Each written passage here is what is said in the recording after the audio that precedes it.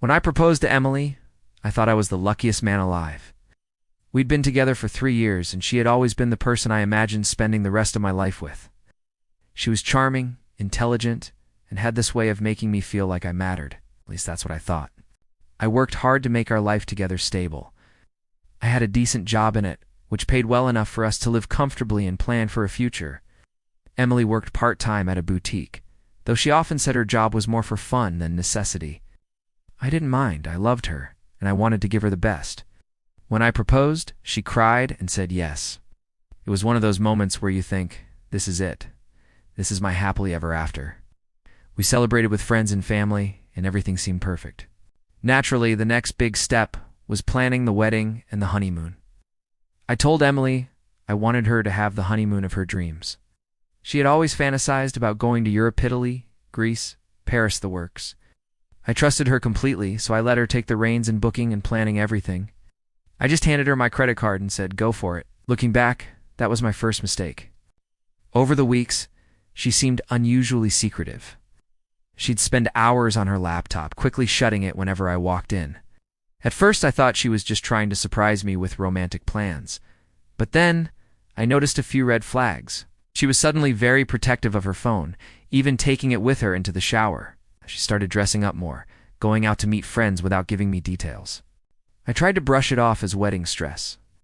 Everyone said brides get a little intense when planning, and I didn't want to be the overbearing who questioned her every move.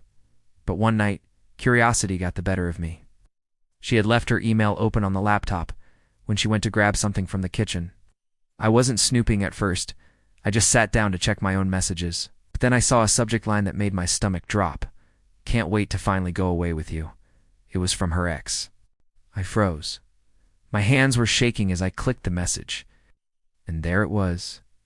Detailed plans of the honeymoon I thought she was booking for us. Except it wasn't for us. It was for them. She had used my money, my credit card, to plan a luxurious European getaway with her ex-boyfriend. Flights, hotels, private tours, the works. She even called it their second chance. I sat there, staring at the screen, my heart pounding so hard I thought I'd pass out. The betrayal was so sharp it almost felt unreal. I had trusted her with everything, and this was how she repaid me. I didn't say anything right away. I wanted to make sure I had proof, and I wanted to plan my next move carefully, because if she thought she could steal from me and humiliate me, she had another thing coming. I didn't confront Emily right away. I wanted to, believe me, but part of me knew that if I exploded too early, she'd find a way to twist things around. Emily had a talent for playing the victim when it suited her. If I wanted to expose her, I needed undeniable proof and a plan. So, I began quietly gathering evidence.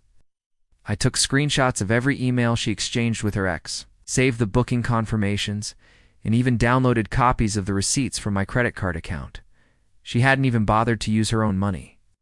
Every single hotel, every flight, every restaurant reservation, they were all charged to me. The more I read, the angrier I became. She wasn't just rekindling things with her ex, she was planning this elaborate trip behind my back. All while pretending to plan our honeymoon. She even wrote things like, "He's paying for everything. He has no idea." Reading that made my blood boil. I wasn't just being betrayed, I was being mocked. For a couple of days, I kept acting normal. I kissed her goodbye in the mornings, asked about wedding plans, and pretended I was clueless. Inside, though, I was seething. I started watching her closely, noticing all the excuses she gave about meeting the wedding planner or checking out venues. Every time she was really sneaking around with him. One evening while she was in the shower, I checked her phone. Sure enough, there were text messages confirming everything I had already seen in the emails. They were gushing about how excited they were to finally be together again, laughing about how I was too boring to ever notice. That was the final straw. Knew then what I had to do. Instead of canceling the bookings right away, I decided to let her think she had gotten away with it. I transferred money into another account so she couldn't access more of my funds. Then I called the travel agency and airlines. I explained the situation and quietly changed all the booking details. Same destinations, same hotels, same dates, but under my name only. I even upgraded some parts of the trip to make it better for myself.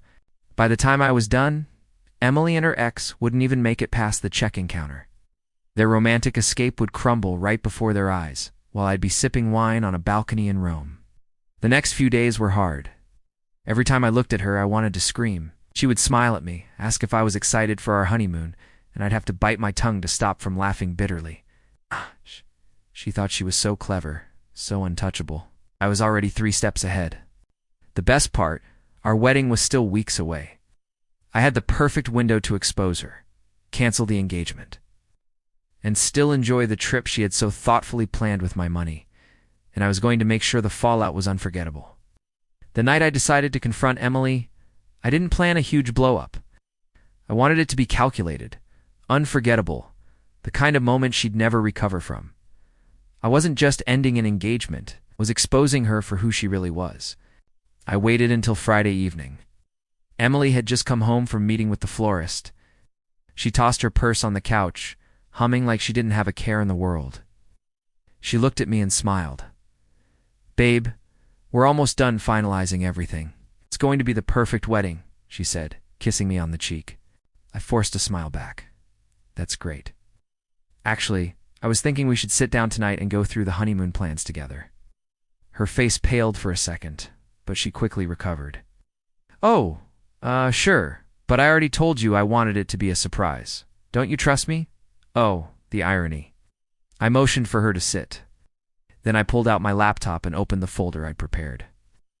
Screenshots of her emails, her texts, the receipts, the hotel confirmations, everything.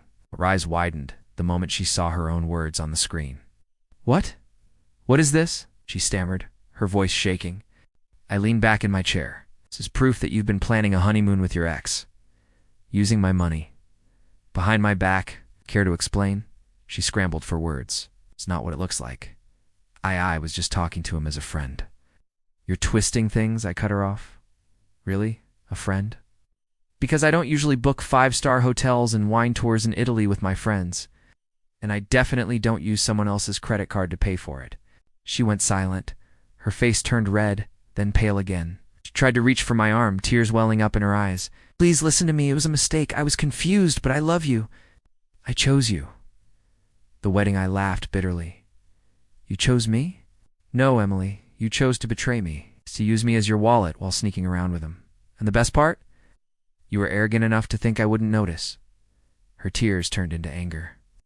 "So what? You're just going to throw all of this away? After everything we've built?" I stood up, calm and steady.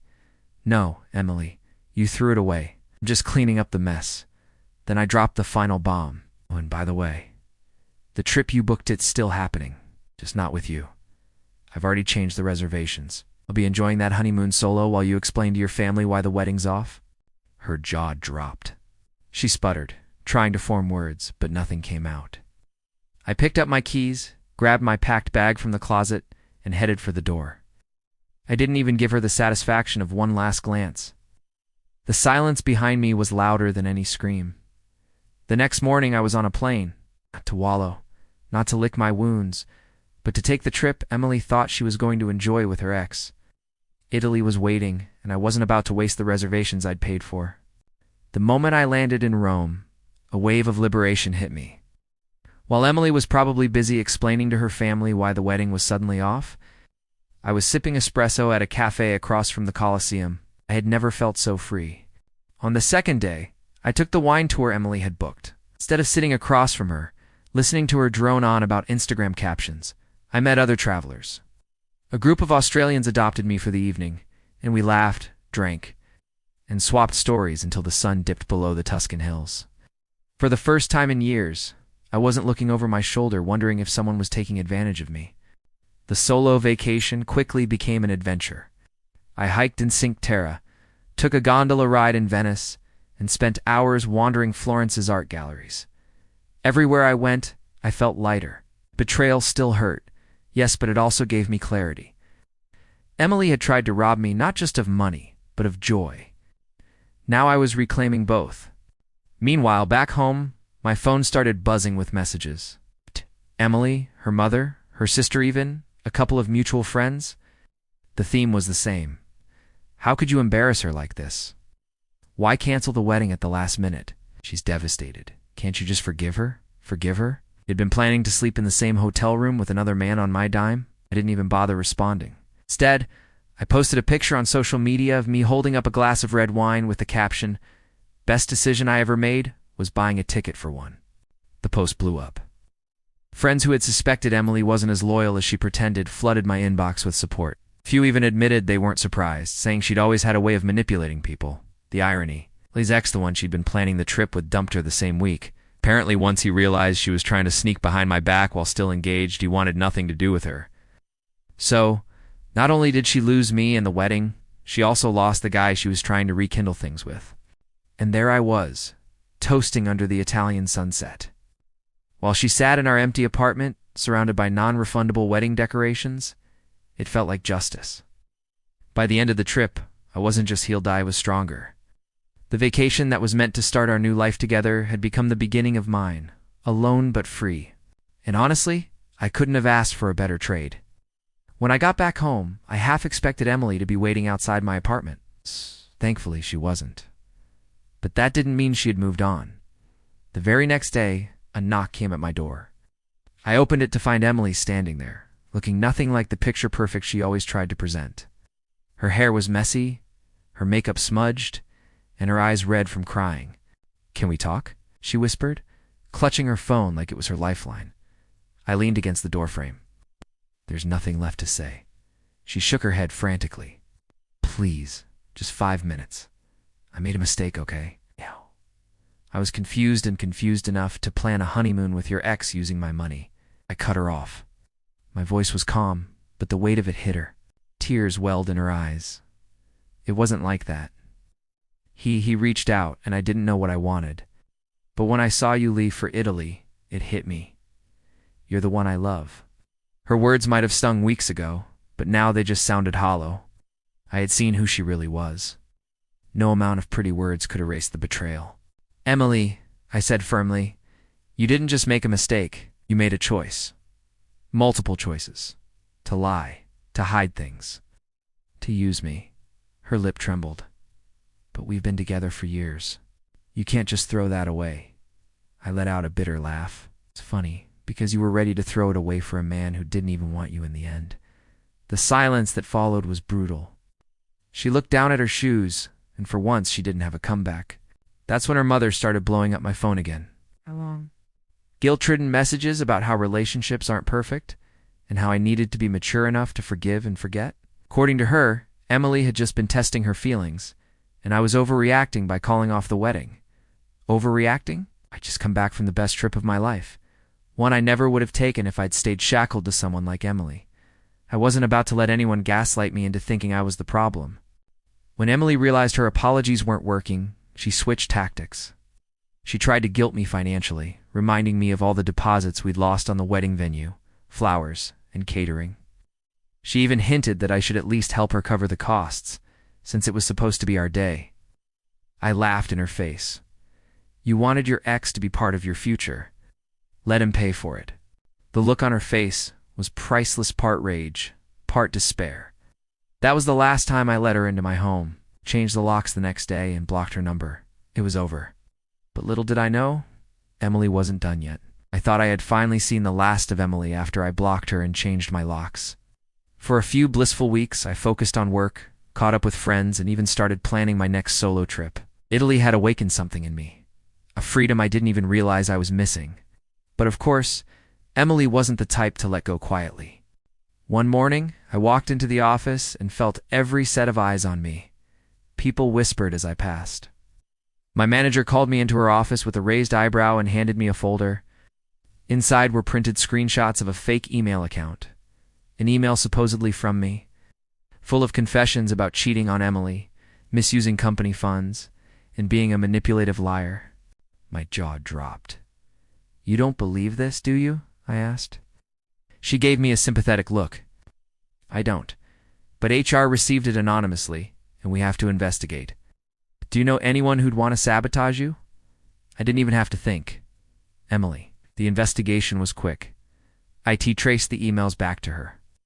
She had actually used her home Wi-Fi, thinking she was clever enough to get away with it.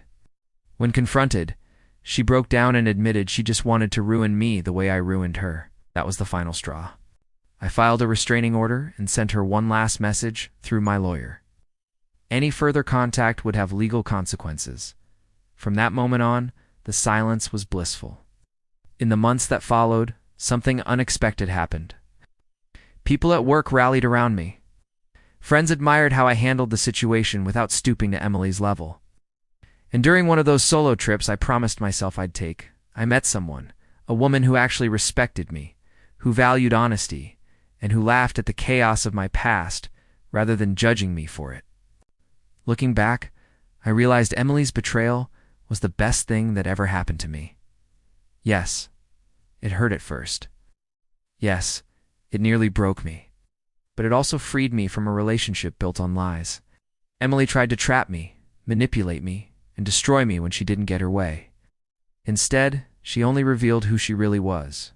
And me, I walked away, stronger than ever, living a life she could never have given me. If this reminded you of a red flag you once ignored, drop a comment below. Love to hear your thoughts. If you enjoyed the story, don't forget to like, subscribe, and hit that notification bell so you never miss a new one.